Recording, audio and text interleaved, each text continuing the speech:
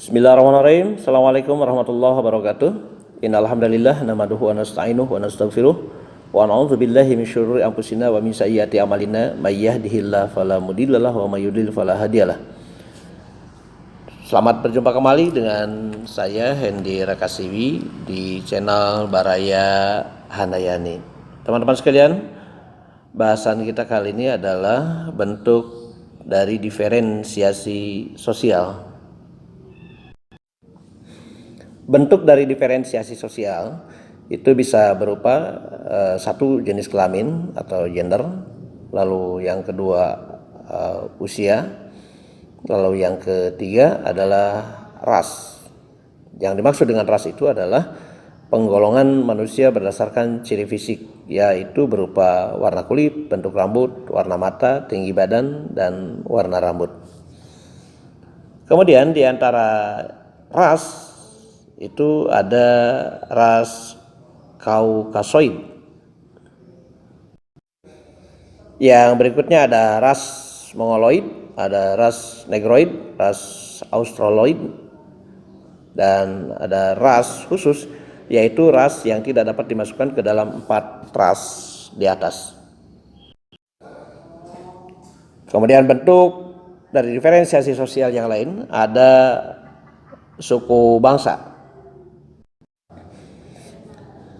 Teman-teman bisa perhatikan tabel di bawah ini menurut Kuncharaningrat. Misal di daerah Sumatera suku bangsanya itu berjumlah 42, kemudian di Jawa dan Madura ada 8, Bali dan Lombok jumlah suku bangsanya ada 3, Kalimantan ada 25, Sulawesi ada 37, Timor ada 24, Kepulauan Barat Daya ada 5, Maluku ada 9,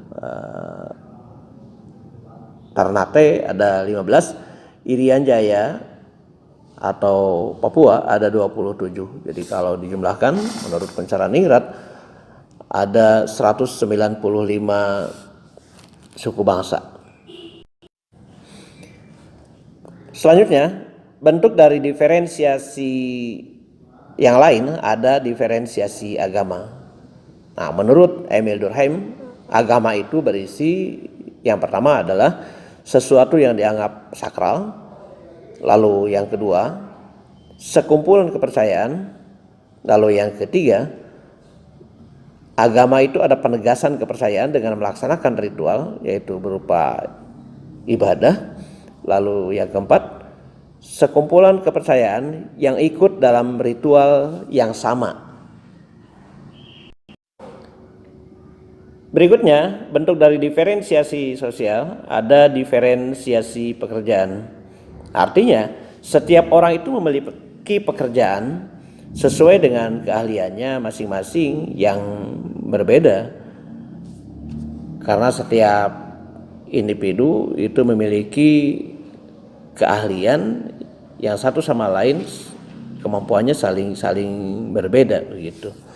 Maka pekerjaan ini menjadi bentuk diferensiasi sosial. Nah, kita bisa perhatikan contoh dari diferensiasi pekerjaan. Ada orang yang profesinya sebagai guru. Tugasnya apa? Guru itu tugasnya tentu untuk mengajar, untuk mendidik. Ya, lalu berikutnya ada individu yang profesinya sebagai dokter. Pekerjaannya adalah tentu menangani orang yang sakit. Kemudian untuk memenuhi kebutuhan hidup sehari-hari pasti perlu pedagang, dan pedagang itu adalah bentuk dari diferensiasi pekerjaan. Dan masih banyak lagi aktivitas yang lain yang bisa kita masukkan dalam bentuk diferensiasi pekerjaan. Selanjutnya adalah kemajemukan sosial. Yang pertama adalah munculnya primordialisme. Apa itu primordialisme? Yaitu perasaan kesukuan yang sangat kuat, atau sering kali kita sebut dengan kesetiaan tradisional. Maksudnya kesetiaan tradisional itu adalah sikap masyarakat yang berpegang teguh kepada hal-hal yang dibawa sejak lahir atau sejak kecil. Dan sikap primordialisme ini seringkali mengabaikan profesionalisme dalam pekerjaan. Nah, primordialisme itu juga membawa dampak negatif. Apa sih dampak negatif dari primordialisme itu? Di antaranya adalah dapat memunculkan prasangka dan sikap permusuhan terhadap kelompok lain yang dipandang tidak sejalan dengan pemikiran kelompoknya.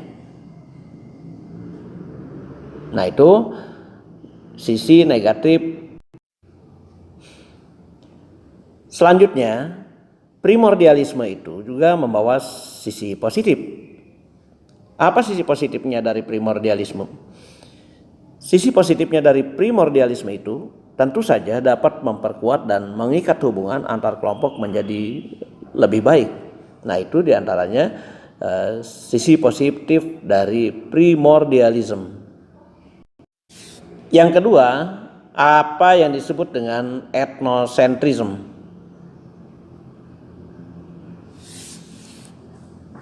Etnosentris itu adalah cara memandang budaya lain dengan ukuran budaya sendiri dan senantiasa beranggapan bahwa budaya sendiri itu jauh lebih baik dari budaya orang lain. Jadi kalau kita ada anggapan bahwa budaya kita itu jauh lebih baik daripada budaya orang lain, maka itu yang disebut dengan etnosentris.